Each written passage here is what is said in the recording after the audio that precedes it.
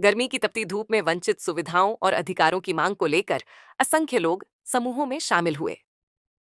छोटे बच्चों के साथ माताएं, बुजुर्ग महिलाएं और पुरुष उचित अधिकारों के लिए इस जुलूस में हाथ मिलाते हुए शामिल हुए। मुख्य मुद्दा भूमि से संबंधित था, इसीलिए बीएल एंड एलआरओ को पत्र लिखकर उनसे विशेष रूप से उपस्थित होने का अनुरोध किया गया था।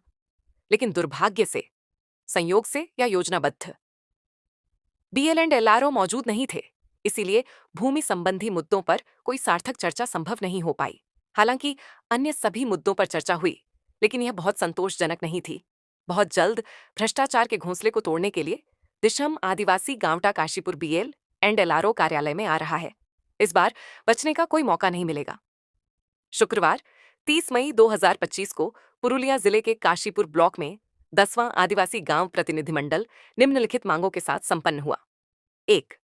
आदिवासियों की भूमि संबंधी समस्याओं रजिस्ट्री म्यूटेशन का बीएल एंड एलआरओ कार्यालय में पारदर्शी और त्वरित समाधान किया जाए।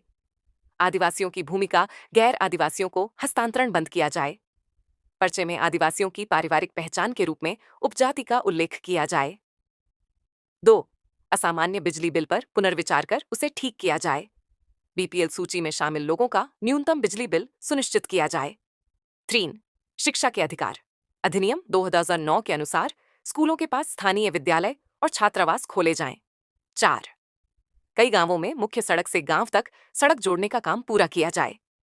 जिन गांवों में सड़क का काम लंबित है, उसे तुरंत पूरा किया जाए। 5. शुद्ध पेयजल के लिए पीएच लाइन में नल, टैंक के साथ सोलर पंप की व्यवस्था की जाए। जोहार स्थापना के लिए लड़ाई जारी रहेगी।